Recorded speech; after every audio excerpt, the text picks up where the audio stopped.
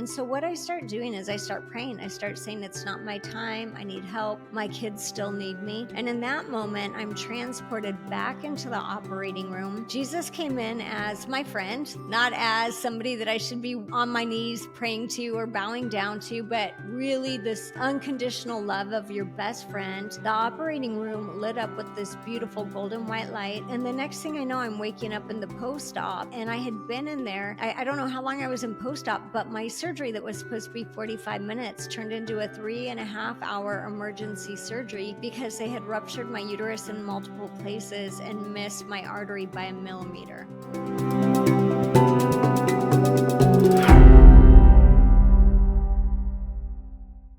Welcome to today's episode. Today we have a very special guest, Clare, whose journey is nothing short of remarkable. Michelle had 3 near-death experiences and 2 shared death experiences, but a story doesn't end there. Michelle delves into the realms beyond the physical, exploring pre-life soul plans, angels, spirit guides, and even the profound navigation of the loss of the tragic passing of her partner. Welcome to the Celestial podcast, Michelle. I'm so excited to have you here. Thank you so much. I am so excited to be here with you tonight. Michelle, tell us about what was your life like before you had all of these near-death experiences. Like, that's a lot of experiences, right? How was it like before? Yeah, it's a lot. And I was raised Catholic, so that was kind of the background that I had grown up in. I remember being around first grade when I started to feel a little bit of difference between what I believed to be true and what I was being told was true. My dog had died, and my Sunday school teacher told me my dog didn't go to heaven. And I remember being crushed and heartbroken because she said animals don't have souls. But besides that, with the Catholic faith, some of the good things for me were we were raised to believe that there were angels and saints and Mother Mary and all of these beings that wanted to help us. And so that was kind of the good side with it. I really, I did believe in it for quite a while. When I was 12 years old, my grandfather passed. And at that point in time, what I realized was he was still talking to me from the other side. So I would tell my mom what my grandpa would say, and she would say, that's what you think he would say if he was still here. And I realized pretty quickly that was just a conversation between me and him, that not everyone else was having this situation. A few years later, my grandma passed. I had a similar situation. And then I started having my near-death experiences. The first one was in April of 2000. Okay. Can you tell us what happened in the first near-death experience? Yeah. So I was in a hospital that day because my sister-in-law was having a baby, and I was talking to her nurse in the hallway, who was my friend from high school. And as we were out there talking, I had a massive seizure. So what I remember is just talking to her. And the next thing I know, I'm opening my eyes and I'm laying with my head in my grandma's lap. And my grandma is looking at me and smiling very lovingly. She is the youngest version of her that I remember. And I just start to look around and I notice that I'm in this white room, but the walls appear to be alive. They have like cells or molecules in them that are radiating light and love. And they almost seem to be solid and yet breathing or moving. And as I was laying in this space that had no time, blissful, unconditional love, I look up next to my grandma and I notice that there's a 12-foot angel standing next to her. And when I look at this angel,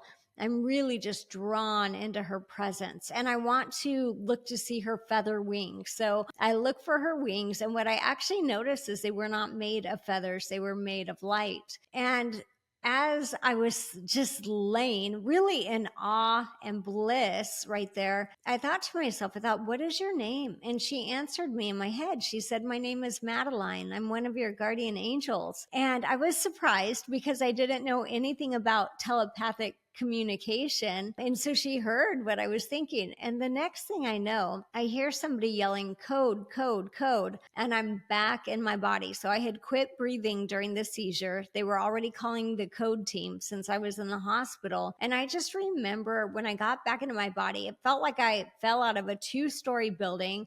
I felt shoved back into it. It felt dense.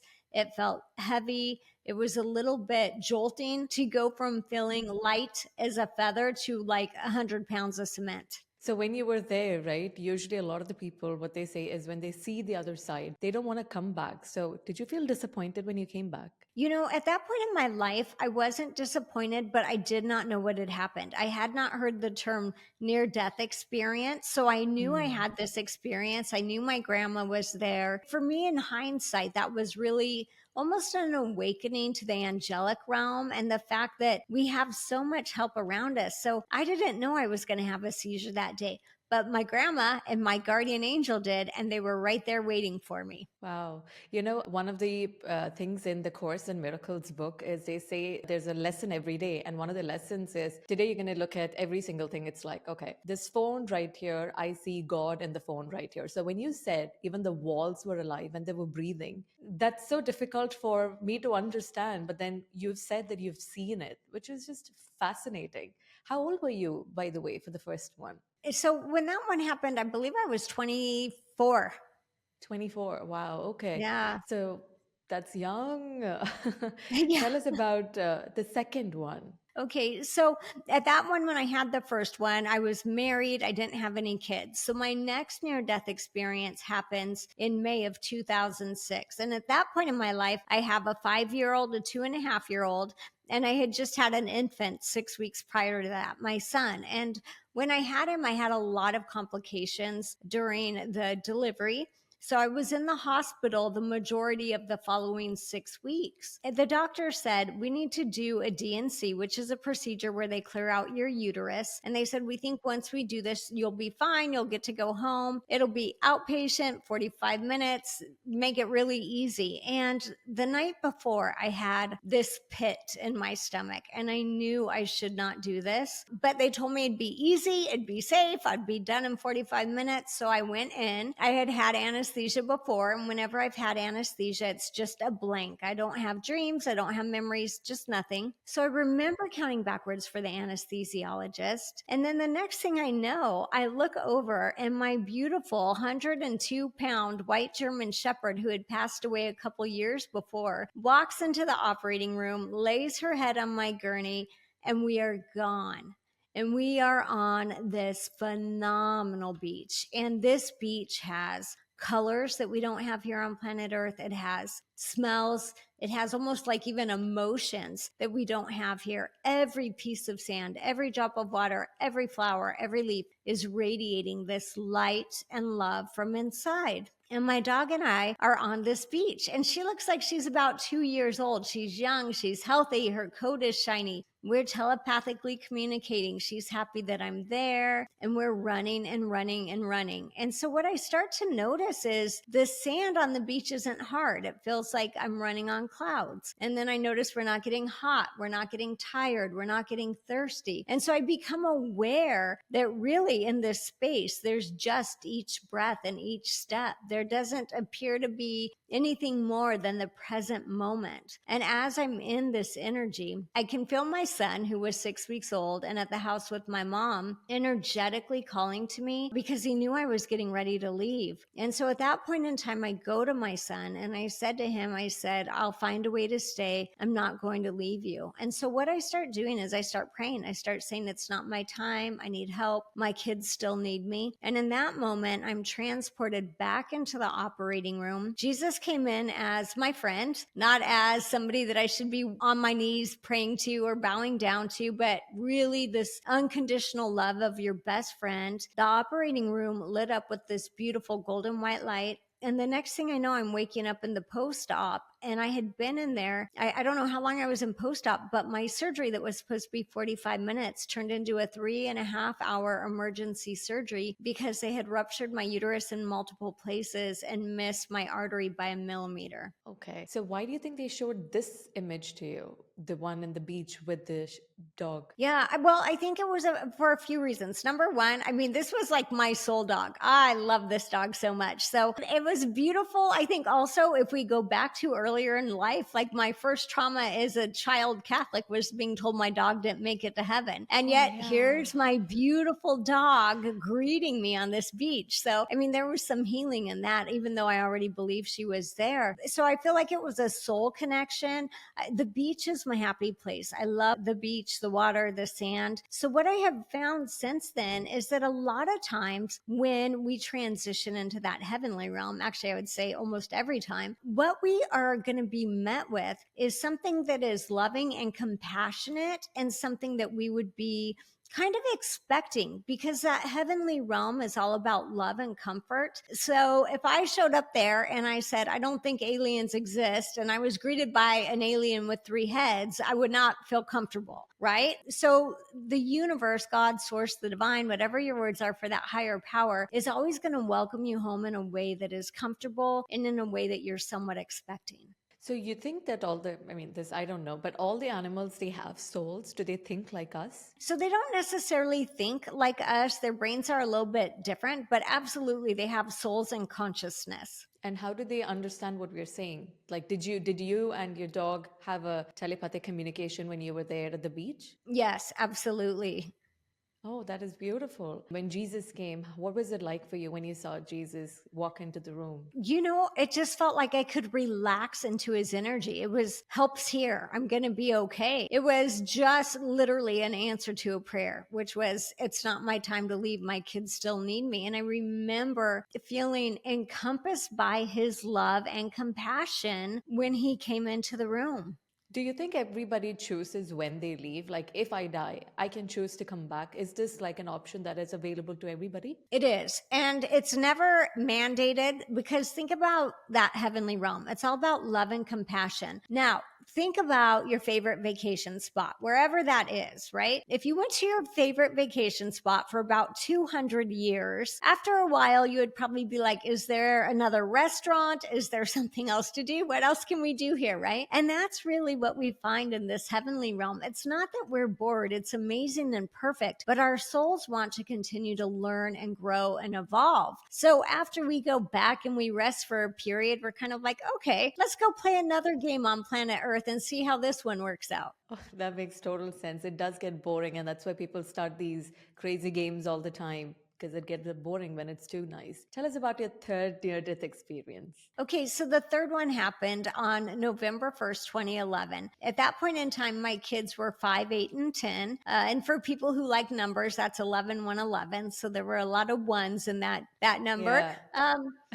I have 14-foot ceilings in my home. And so I was about 12 feet off the ground, where I have battery operated candles, and I was changing the batteries in them. So as I climbed up the ladder, I felt the ladder start to shift. And as it started to shift, I remember just thinking, oh, this is going to hurt. I knew I was going to fall down. And at that moment, I was ripped out of my body, not in a painful way, but in a very fast way. I was turned around, facing my body in the ladder, suspended in the air, like a freeze frame in a movie. It was just frozen in time. And I was standing with these 3 people. And I did not know these people, but they felt like family. They felt like friends that knew me deeply, my whole life story. One was an Asian man, one was an Egyptian woman, and one was a Hawaiian man. And as I stood there with them, they said to me, what do you want to do? Do you want to stay, or do you want to go? And at that moment, I was trying to understand how I had forever to decide what I wanted to do, when I knew my body was going to hit the floor in about a second. And it was really interesting, because I kind of got caught in my mind on that. And as I was thinking about, how is this going to work? Nobody's rushing me. I have forever to decide, but I see my body hanging in the air. I saw this beautiful angel, different than the one in my first near-death experience, dressed in red and gold. And as this angel came in, I knew immediately, this angel is here to either take me home or to shift something so that I could stay. And at that point in time, I looked down, I saw my 2 younger kids in the kitchen, and I knew immediately that I needed to stay. And when I made that decision, I was downloaded with information then. It was like, okay, but now you've got to go back and do your mediumship and help people in the way that you can help them, and do the communication that you can do. And so I absolutely remember agreeing. I was also told at that point in time that my 25 25-year marriage would most likely end in divorce and that there was going to be more trauma to come. And yet, in that heavenly realm and looking at my kids, I was set,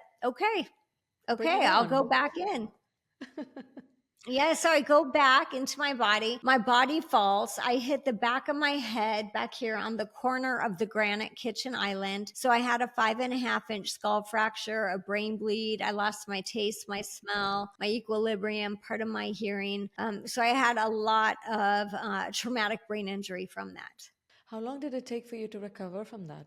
Years. I still do cranial sacral therapy every few weeks for that. So it's still healing, but it took me, when I first got to the hospital and I was in ICU, because my equilibrium had been pretty much destroyed, I couldn't even sit. So it took a lot of vestibular therapy, some physical therapy, different things to get me up. And it was a really, really hard couple of years after that. I'm so sorry about that. Why did they give you, I mean, why did this happen? There are so many ways where you could open up. It sounds like they were just trying to open up your chakras, right? I mean, I don't know. It sounds like, were they trying to do that? There could have been so many easier ways to do that, right? So why the NDEs? I agree with you. I would say this. I think what had happened was I had been tapped on the shoulder a couple of times and I kept ignoring it and I kept going back to my life and just being human and forgetting maybe my higher calling or other reasons why my soul wanted to be here. I don't think it had to be that extreme, but I do think because that was the only NDE that I was given a choice in, that at that point in time, it was either like, okay, get on track and finish the plan or come home. Okay. When you say a tap on the shoulder, right? What does that mean? Because I want to know if I am ignoring any taps. I don't want these NDEs. Right? That's a very good point. So I feel like the universe, God, source, the divine, whatever everyone's word is for that higher power, is constantly trying to get our attention, along with our angels and our life guides. So sometimes we hear that as intuition. It's a whisper. Don't do that. Go 15 minutes later. Call your friend. Right? We're always receiving information from the universe. And so I think that when I say a tap on the shoulder, I feel like the universe had been nudging me in that direction. I was having more spiritual abilities. I was getting more gifts. I just didn't know what to do with it. And so I would continue to choose to ignore it until it really came to this point where it was like, all right, Michelle, your soul had a plan when you chose to come in here. Let's get on schedule. Who were the three people that you met? Did you know them before? So I did not know at that point in time, but now I know that they were my life guides. But at that point in time, when I had that near death experience, I didn't even know what a life guide was. I didn't know what a near death experience was. I didn't have those terms in my vocabulary. But what I found out later is those were my life guides. Okay. So this third near death experience is what allowed you to open up to mediumship. Before that, you were not, did you have these abilities before? Or like, how was it? How did it change? Yeah, so I did have some before, like with my grandparents, and I was able to connect to my immediate family for the most part on the other side. But what happened with this became very widespread then. So a few months later, I would start getting downloaded with information from a friend's husband who had passed or from somebody else's loved one. And so it really opened it up to a higher level. And I ended up going to counseling, and then the counselor helped me find a mentor to help me realize how I could train this and really work with it. Okay, that makes sense. The first time you said your grandfather came through, right? One of my My grandmother. grandmother came through. One of my followers said that after her father passed away, she started getting smell of the cigarettes. So why do they try to give you these kind of things? What are they trying to communicate?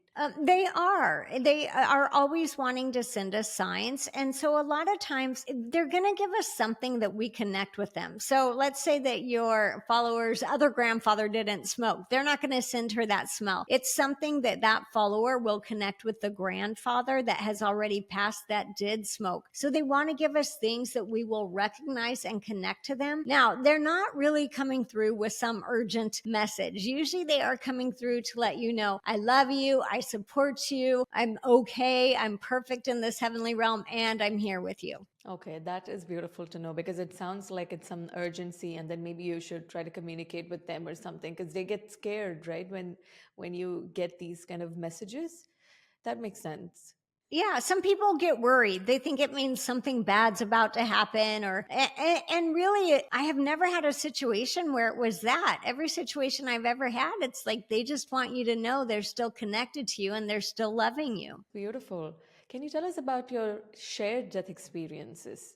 Yeah, so I've had two. The first one I actually had with my dog. So my dog had lymphoma and we had to have her euthanized. And at that point in time, we had the vet come to my house. I was not trying to be a medium. I was just crying. I was on the floor in my pajamas and hugging her. And as they administered the anesthesia, I felt her soul disconnect from her body. And it was so gentle. It was like a feather on the wind. And as that disconnected, I heard my mom, who was in spirit, tell me, I've got her now. And then about a minute later, the vet said, she's gone. But I knew it because I had felt the beautiful, gentle release and I felt where she had gone. And so it was so beautiful. The other near death or shared death experience that I had was actually this past January. And that one, I was at the salon getting my hair done. And my lady came back and said, oh, we have a guy who is passed out up front. We had to call 911. So as I get up and I'm walking towards the front of the building, I hear spirit tell me fentanyl overdose. So by the time I get up there, the police are there and they're starting to work on him,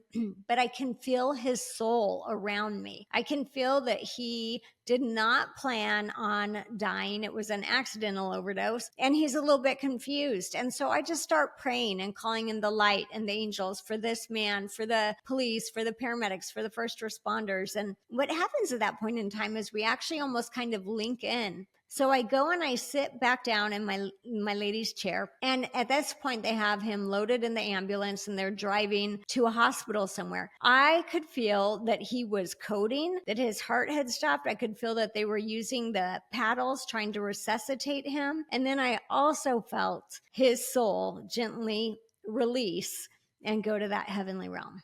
Right. So they did transition on both of these situations. Even when you pray, do you think when you pray they would be able to, like, if someone's in coma and then the entire family prays for them, what happens then? Are we trying to pull them back when they want to stay in heaven? So no, that's us thinking we have a lot of power as humans, because Okay. this is a decision being made on a soul level. So I always say, yeah, pray for the people that you love or situations, because what that is it's a form of energy. So what you're doing, if your loved one's in the hospital in a coma and you're praying for them, you are sending them energy and you're sending their soul energy and healing. Now their soul is still going to make the decision that's best for their soul, whether that is, a lot of souls don't get a choice. I want to say that. That's one of the most common questions I get asked. Did my loved one get a choice and choose to not come back? I don't find that. I find that most loved ones who transition, there's no choice. It's time to go home. What is purgatory according to you? What is what? Purgatory? Yeah. Do you know what is purgatory? We say it Yeah. in the church and all that, all of our family, after they die, they are in purgatory. And then we need to keep praying for them so that they keep going higher to heaven. What Yeah. does that mean? Is it true?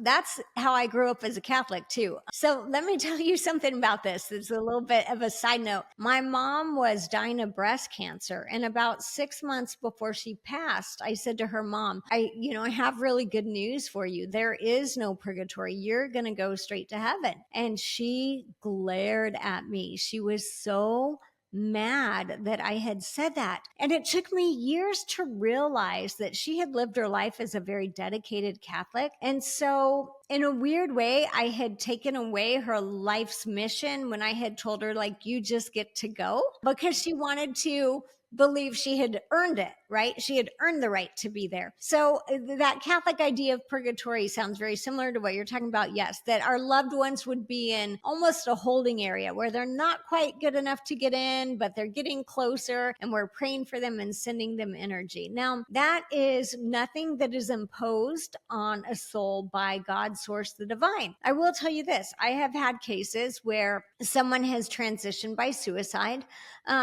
They still go to the light. But let's think of it about a house. Maybe they just feel like walking in the front door, but they don't feel comfortable enough to go to the living room and sit down yet, right? So they're still there. They're still being loved. They're still in the light. their angels, their loved ones, their life guides are saying, come on in, come sit down. But it's not something that is imposed on them from a source above them. It's more self-imposed. When you say your grandmother, your mother, when you told her that there's no purgatory and how she responded, right? That is the kind of response that I get all the time when I tell them there's no hell. People kind of get pissed off. Why do they get pissed off? It's a good thing, right? That there's no hell. Right. Yeah, no, I get it. Well, but number one, it's their conditioning, because many people are born and conditioned to believe there's a hell, right? So they're agitated because you're going against their belief system. Number one, that's usually the first thing. But then the second thing is people who are very religious, right? What is their motive to be good? It's so they don't go to hell. So now if you're taking away their motive, right, then they get even more upset. And that's why I always just say, just be a good person. It doesn't matter. Be a good human, right? But really what we find in society today, and I'm sure this is everywhere, it's becoming more polarizing, and it seems like people are having less tolerance for different belief systems. I agree. That's true. They do get offended. They get defensive about if you say something that just attacks their beliefs. It's very true. What do you think hell is in your, I mean, amongst us, like for us, I guess, in Christians and in Muslims, when we talk about hell, it's like you are in a fireplace, and then I think Muslims believe that your skin keeps getting regenerated so that you can feel the heat or something.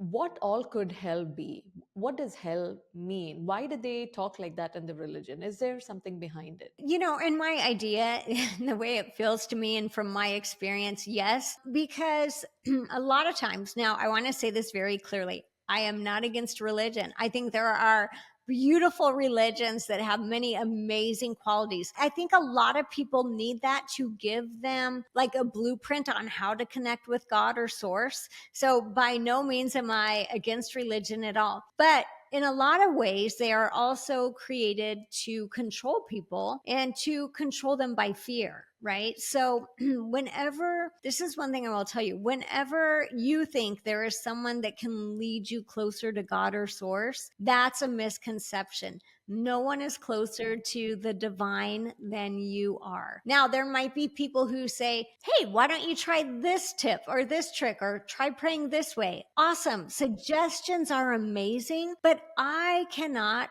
enhance your connection with source, nor can any other human. You're already a spark of the divine. That makes sense. One of the things that once I started exploring the other side, once I started opening my mind to everything other than religion, I felt like I had missed so many years of my life believing the wrong thing. And then I started getting impatient. Then I'm like, I want to know what Michelle knows. So I keep trying to see what Michelle can say. What did Michelle do? Okay, is it the near death experience? Hey, can you give me a near death experience? So that, it just started you get really impatient because you want to see what is on the other side. Can you tell us, what do you do as a medium? Because right now you're a medium, right? What do mediums do? And when should someone approach a medium? Right. So that's a great question. So not all mediums work the way that I do. So I connect with angels, loved ones in spirit, life guides, some psychic information, and also medical intuition. The way that I work. So the right time to connect with a medium is when it feels right for you. I have had some people call me the next day after their loved ones passed. I have had some people wait 25 years.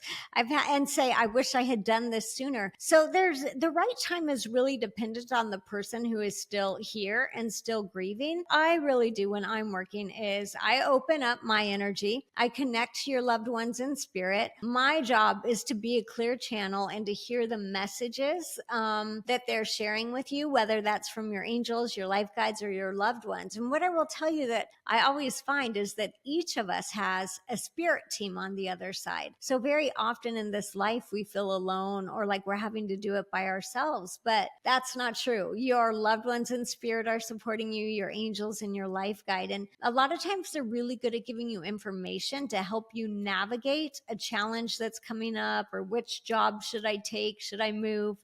Your spirit team knows you and the best opportunities coming up. Has there ever been a situation where you tried to connect and then nothing came through? There have been a couple occasions where that has happened. Now, I don't want to say nothing, but let's say somebody comes to me and they have very, I don't know if they're very skeptical or very closed off energy. Because what happens is myself, the person getting the reading, in spirit, we make like an energy triangle. So sometimes there will be times where it's like, yes, I can get angel messages for you or something else, but they're like, but I want to talk to whoever, right? And sometimes that will be a challenge. It's very rare. It's happened maybe a handful of times in the last decade. What that tells me is not all mediums communicate the same way, and not all loved ones on the other side communicate the same way. So sometimes it is a kind of like a frequency that doesn't line up. And the other thing would be sometimes maybe I'm just not the right fit for that person, or maybe that other medium isn't. But like I said, it's really, really rare. I have done thousands of readings over the years, and the other mediums that I talk to also, and we've had it happen maybe 5 times. So it's not very common. So if you have to speak to someone on the other side, right? Do you have to lower your vibration, raise your vibration? What is it like? Yeah, so I raise my vibration and spirit world lowers theirs, and that's how we meet. So it's really important for me to go in a like kind of like an empty mind space, real clean, clear channel, just open and not trying to guess what this person needs to hear or what's going on. My job is just to translate the information as it flows through. Okay, that makes sense. There was a situation where I was speaking to a medium. I was just having a random conversation. I didn't even want to do a mediumship, but my aunt came through. And my aunt had died a traumatic death. She fell off of a train. Her hand had cut off and fallen on another house, and it was a very traumatic death. And this happened some 20-30 years back. So she came through. It was just 2-3 weeks back. When she was speaking to my aunt, the medium started getting very uncomfortable. Like she started sweating, and she started getting panic attacks, or not even panic attacks. Like she started getting anxious because she said that my aunt was at a very low vibrational state, and that aunt was still suffering over there. Is this what hell could mean? Because what if someone dies in a traumatic death? Is there something that we could do to help them go to to raise their vibration? And then what happened is she told the aunt to go to the light. And the aunt asked her, how do I go to the light? So she said, just look up, the light is there. And my aunt looked up, apparently. I can't see what's happening on the other side, but this is what she said. Aunt looked up, she saw the light, and then she left. What do you make out of all of these things? Yeah. So I will say this, even if someone passes unexpectedly and traumatically, they usually go straight to the light because they have angels, loved ones in spirit who are already there, and life guides who are saying, hey, come this way, come on home. The light's over here. So it's not common for that to happen. That's the first thing I want to tell you. The other thing that I would say is, yes, that's a part about praying for them or sending them energy or wanting them to have an easy transition so that if they are somehow in that in-between space, they can go to the light. What I do really appreciate about this is the fact that she told you the light was right above her. The light is always there. No one is ever stuck in a situation that isn't with light. And so earlier we were talking about hell. Is there a hell? What you described would be the hellish experience. She wasn't in the light, but she wasn't on planet Earth. However, the light's always right there waiting for her, just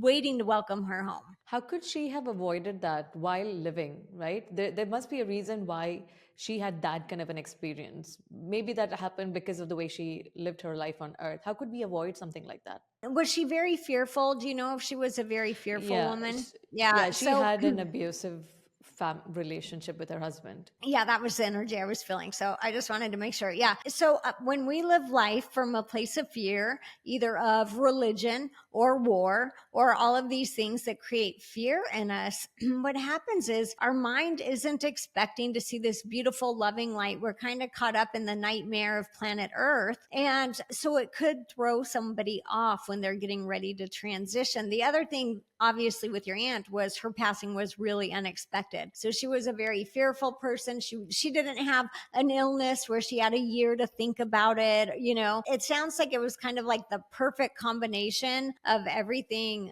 coming together. I would also say this though, some souls want to have the experience of what's it like in the in between. I don't want to go straight to heaven. I want to spend some time in the in between. And because source is loving and divine, the answer would be like, okay, if your soul would like to stay in between for a couple years or 20 years, okay, you can come home when you're ready. Do you see spirits all the time? How do you see spirits? Like, do you see any spirits around just random people? Do you see them? Do you hear them? What is it like?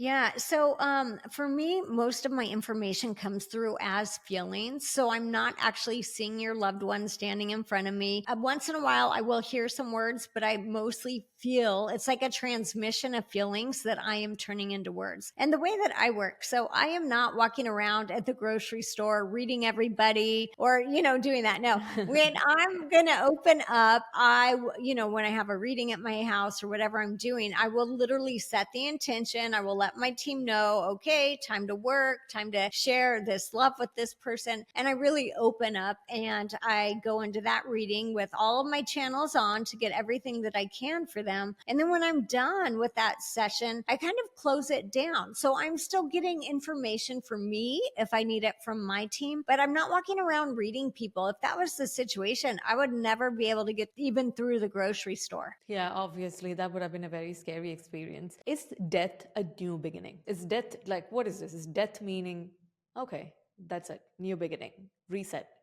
Death isn't even, yes, new beginning, but more than that, death is just a disconnection from this physical body because there is no death. It's just life after life after life, right? So think about our body as a vehicle. It's like our car. So in this life, I chose this vehicle of Michelle and I'm going to drive it until I'm done. And then I'm going to get out of my car and I'm going to go into the house. And that's kind of the energy. That's how our souls see our body. They are our vehicle that allows us to be here on planet Earth. One of the question I got is, if our life is free will choice, then why does death happen to us? Well, I'll tell you, because your soul doesn't see death as death. Your soul sees death as getting out of the car and coming home. So our souls aren't looking at that saying like, oh my gosh, that's death. Our souls are like, okay, good game. Next, what do you want to do now? It's a different energy. That's our human perspective. Why does death have to happen, right? But also, let's just be really realistic. Right now, we live in a world where our bodies maybe make it 100 years. And usually by the time you get to that point, you're tired of your aching old body and you're ready to step into a new vehicle or freedom from the old vehicle. So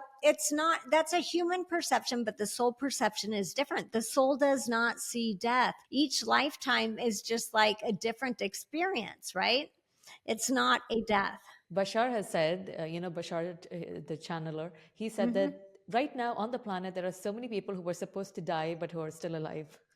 So he said there's a lot of people who are chosen this other experience. Can you tell us what happened? So you said you went there and they said that you're going to go through a divorce, right? And you came back, you went through the divorce, and then you found someone else. And then what happened? The whole situation. Yeah. So I fell in love again, and it was I knew that he had depression, but there was no warning sign at this point in time. So what had happened is we had been together about a year, and I left. I went out of town with my daughter to go see my sister. And that day, I tried to call him when we were coming home, and he didn't answer, and he didn't text and back. And I thought, well, he's at work. It's okay. And then I didn't hear from him. Then the next morning, I tried to call and text him and he didn't respond. And I knew there had been a couple times where when he had been depressed, he just turned his phone off and slept for like 24 hours, 48 hours. So I called his work and they said he had called in sick. So what happened was we had a party we were supposed to go to that night, and I went without him because I didn't hear from him. And when I came home from that party that night, I had driven by his house. I saw that his car was out front, but I just had a horrible feeling. And so I went into to go get ready for bed. And as I was starting to get ready for bed, I felt him come in behind me. And he said to me, he said, "You sure are beautiful." And I just, my body like was giving out, like, because I knew this was mediumship and I did not want it to be. And I started crying and made it to my bed, and I laid down and I felt him lay behind me, and he put his arm over me and he said, "I wanted to be the one to tell you." And that was how I found out that he had taken his life. When in all the podcasts, right, you speak about this experience, right? What is the part that hurts you the most when you try to relay this message? What do you feel right now? I still feel immense loss, right? Just like anyone. It doesn't matter how you lose your loved ones, right? It always, to some degree, feels like a loss. And I would say that even as a medium, I don't have a way to bypass the grief. I have a bigger understanding. I understand that we had a soul agreement. I understand, a lot. I really did a lot of deep diving after his transition. But that human feeling of loss, that human feeling of the man that I thought I was going to spend my life with not being here anymore, there's no way around that. And I also don't actually know anyone else who has had their loved one come through to be the one to tell them that they had transitioned. Hmm. So I'm so I'm sorry about in, hearing that.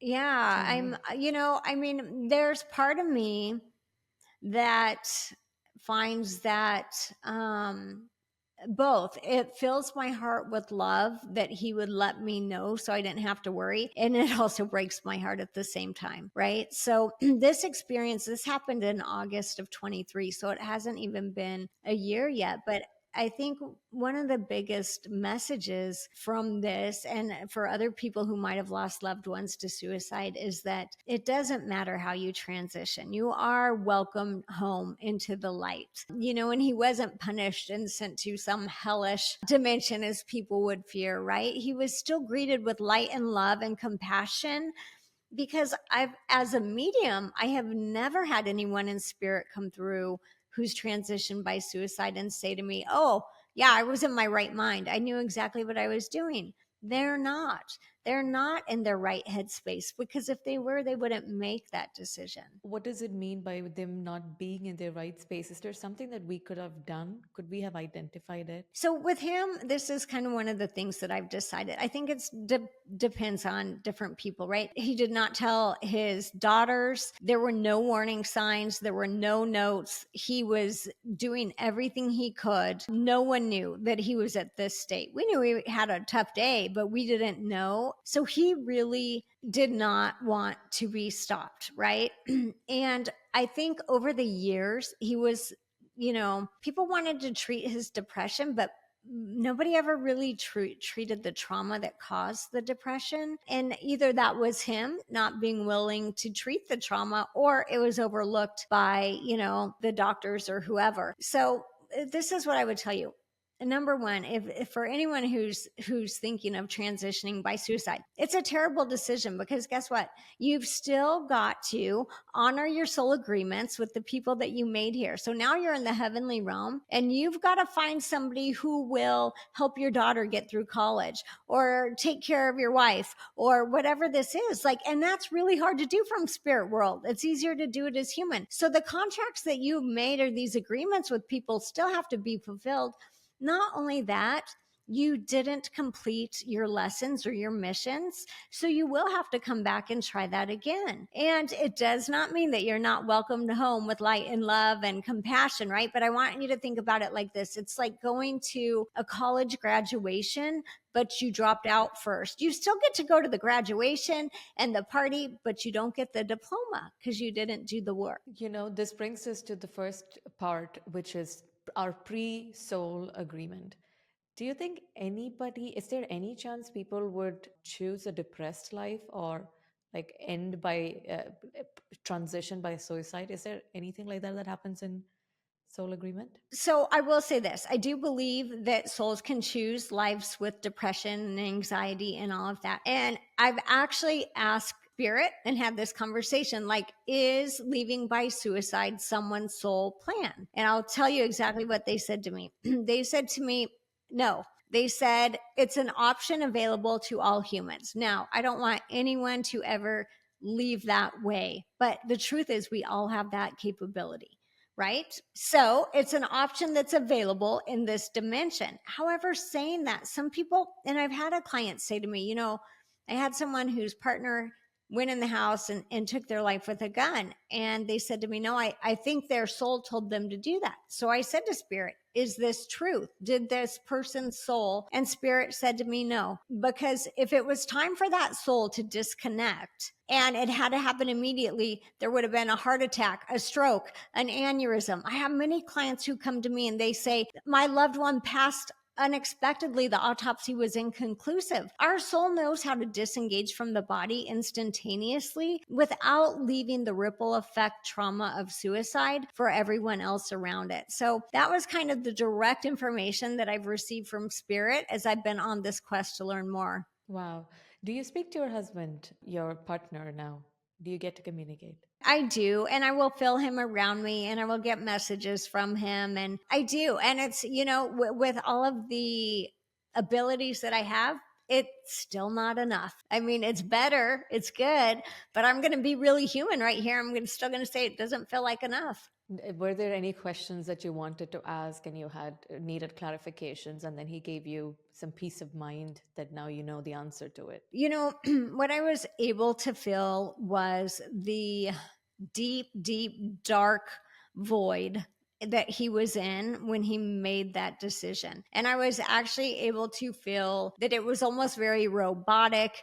It was like a mission. There were no emotions. It was just this empty void. And it did not feel good. I will tell you what I got to feel felt horrible, but it gave me the understanding of what he was feeling when he made that choice. From part of your job, from what the mediumship that you do, what are some of the biggest misconceptions that people have about what you do? Yeah, so I think people think that I'm out there talking to evil and doing Yeah. things like that. That I have a séance going and I'm like playing on my Ouija board or whatever. That's right.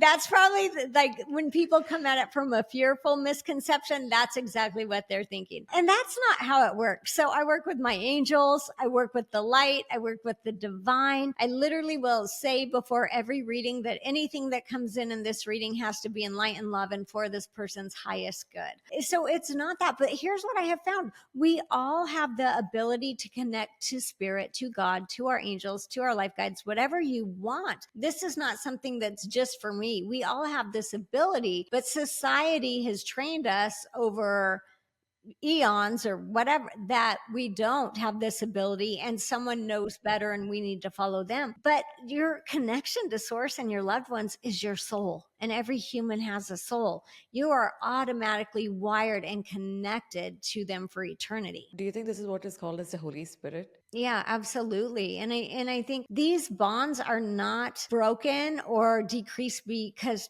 of time and space. It doesn't exist where there is love and where there's this quantum entanglement. Why is our connection dropping? Like, how is it that you are able to have a better connection? I don't know if it's called better or anything, but how is it like, why do some people have a better connection compared to the other people? What is the difference? Right. So I like to think of it almost like math, right? We can all do basic math. We can add, we can subtract. I will never be a physicist. It's not going to happen, but I can balance my bank account, right? So it's a skill and we all have it and we can all do it to a basic level. But then we can train it. We can take classes. We can meditate. We can do other things so that we can grow it and get better and better. It doesn't mean that we're all going to be working as professional mediums, but you absolutely are capable of getting your own guidance and direction. Does our food have anything to do with our connection with source? Like, do you think if you eat meat or something, your connection with God cuts off or something? You know what? I love that question because let me just tell you, I have spiritual friends who are very well connected who say you have to be vegan. And I have other ones that are on keto diet or carnivore and all they do is eat meat. And actually, this is what I will tell you. I just eat the way that feels right for my body. So when I ask spirit about that, I don't believe you have to be vegan or carnivore or any of this. This is about your channel. It works on its own frequency. So maybe some people do better with vegan or vegetarian. Some people need a little bit of meat. It is all okay because the animals that have come here, they know that they have come here to be dinner for someone if you choose to Oh, eat meat. really? Yes, it's not an Okay. accident. Their soul didn't accidentally end up in a cow or a goat or a pig or whatever people are eating. Their soul knows I'm going to planet Earth and I'm going to try it out at the farm or whatever. And then I'm going to be food for someone. But their soul's okay with that because their soul knows it doesn't die. It's just going to go back into that heavenly realm until it decides to become something else. So there is an agreement. This is why, you know, when we bless our food or our drinks, no matter what we say, it really is a way of giving gratitude. Whether you're a vegan or a carnivore or somewhere in between, we're giving gratitude. We're saying thank you, plant, for choosing to come to Earth. It doesn't have a consciousness the way an animal would, but it has a consciousness, and science is proving this, right? So we're just giving gratitude that we're able to nourish our bodies while we're here. And so, no, I'm not going to say you have to eat one way or the other. I'm going to say you've got to eat the way that works for your body and what works with your frequency and your channel. I love that answer. You know, one of the things that I felt that because I can't go all vegetarian, but I want to eat meat. And then I feel like, okay, I get guilty. I'm like, oh my God, I'm eating meat. I won't be able to connect with God. So this kind of thing keeps coming up because in the spiritual community, everybody raves about vegan or not eating food. So it was like this mental block that I was having. When we choose, so you said that the animals already choose that they're going to be dinner. Does it mean that they don't feel pain when they're getting slaughtered? Yeah, so I love that you asked that question. Let's talk about my 3 near death experiences. Not in one of them did I feel the pain of what was happening to my body. Now, I came back and I had to work through the physical consequences of the situation, but the soul does not feel pain because it's not productive on a soul level. So a lot of times the souls disconnect with the body before it has whatever trauma or situation ends the body's life. You know, but I had another person, Malcolm Nair, and one more person who came through and said that when they went through this death experience, so Malcolm went through a near death experience, and then he said even he didn't feel any pain. And then Christy said that she was raped when she was 5 years old. And she said that time too, she didn't feel the pain because her soul was just watching it from the top. And I feel like it gives a lot of relief because one of the reasons why I started the podcast is because I got so hurt and helpless feeling the children in war dying. And I felt like I had to do something. Why is this happening? So I think it gives some relief to know that maybe they're not feeling the pain and maybe they picked it.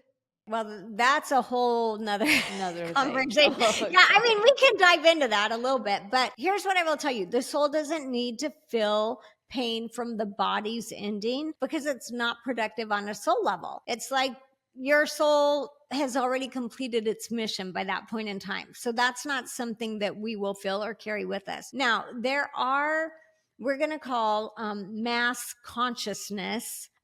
So when we have a situation where and I want to be very clear about this, I am not okay with violence in any way, shape, or form in a house, in a war, anywhere in between. That's not okay. Human Michelle doesn't think that's okay. My soul doesn't think that's okay. But I will say this: there are groups of souls that will incarnate knowing they are, and this is on the soul level, not the human level, okay? Their soul knows I'm going to incarnate into this situation, which will probably occur on planet Earth, maybe not etched in stone, but most likely. And I will choose to go through this because of either one, what the soul will learn and grow through during that time. And also, a lot of times when we have mass tragedies, what happens is the whole world turns and looks. books. And now people get outraged and we say, this can't continue. This must end. And so when we think about a soul that knows that death is not real, that the soul's like, hey, I could leave my body and be back in 5 minutes. We're good, right? The soul is not looking at it from the human perspective. Souls will choose to come in to raise mass consciousness around situations with the hope that the other beings on planet Earth will turn around and say, no more. This is not okay. Why do the souls come to planet Earth, specifically planet Earth, for theirs? How does it affect their spirituality, their soul growth? So it is my understanding that planet Earth has the most contrast in all of the planets and dimensions that you could go to. So this is really like the advanced AP advanced course in life. There's contrast all around us. I mean, just turn on the TV if you're not sure about that, right? There's contrast everywhere. You can see it even when I think about COVID. Oh my gosh, you're wearing a mask. You're not. You're vaccinated. I'm not. I mean, families got divided over that. So the contrast is everywhere on planet Earth. Our souls choose to come here because that is how we learn the fastest. It's like the advanced program because you can find contrast everywhere. It takes a certain level of consciousness to step out of the contrast and not pick a side, but to be an observer. So for people who are always saying like, what can I do to make this world better? Michelle, I work at a restaurant. How am I going to change the world? Right? Yeah. I mean, people really want to know, how can I contribute? How can I make this world better? I'm going to tell you how. You sit in silence, you send light and love and healing energy to this planet, to the animals on the planet, to the trees, to the ocean, to the people. Because when we anchor our light into this planet, we are literally raising the vibrational consciousness and it is making a difference. And you might say, I don't think it does, but I promise you it does. Yeah, that makes sense. We don't have to try to, hold a slogan and big boards and try to tell them that you're a very spiritual person. It doesn't make sense. You know what? Matthias said that after the solar eclipse, he said that we are right now in Satya Yoga. We are in a different phase and a different cycle. And in this cycle, you don't even bother looking for love. The game has changed now, and it's not about love anymore. It's about, I think he said it's about enlightenment, or he just said it's not love. And I feel like a lot of the people around me, they're getting divorced. I'm divorced myself, and the women and the men, they don't want to get married, or if they do get married, they don't want children. What do you think is the purpose of marriage, and did that purpose change? Is our purpose different right now on the planet compared to what it was before? So there's a couple things about marriage. Number one, I am for it. If you can find a life partner, that's awesome. Do it.